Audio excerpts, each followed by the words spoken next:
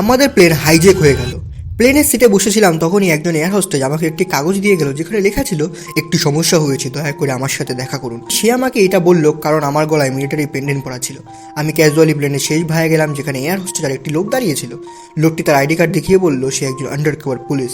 Air hostess আমাকে বলল pilot প্লেনকে রং ডাইরেকশনে নিয়ে যাচ্ছে এবং আজ পাইলটের গলা অন্যরকম লাগছে।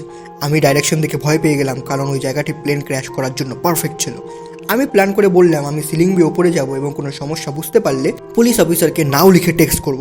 আমি লুকিয়ে সিলিং বেয়ে ওপরে গেলাম এবং শুনলাম 15 বছর ধরে এই প্ল্যান হাইজ্যাক করার প্ল্যান করছি, হা হা।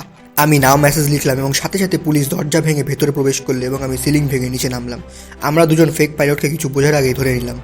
এয়ার হোস্টেস কন্ট্রোল রুমে খবর দিল এমার্জেন্সি, পাইলটকে খুঁজে পাওয়া যাচ্ছে না। আমি দৌড়ে পাইলটকে খুঁজতে গেলাম এবং অবশেষে বাথরুমের পাশে একটি ছোট্ট কেবিনে হাত পা মুখ বাঁধা অবস্থায় তাকে খুঁজে পেলাম। আমি তাকে মুক্ত করে দিলাম এবং আসল পাইলট প্লেনটিকে আবার সঠিক ডাইরেকশনে নিয়ে গেল। এবং প্লেন থেকে নামার সময় আমি এয়ার হোস্টেসকে বললাম আপনার এই চিঠিটি আর 200 জনকে বাঁচিয়ে দিল। যদি ভিডিওটি ভালো লাগে তাহলে লাইক করুন, আর এরকমই ইন্টারেস্টিং ভিডিও দেখার জন্য চ্যানেলটি সাবস্ক্রাইব করুন।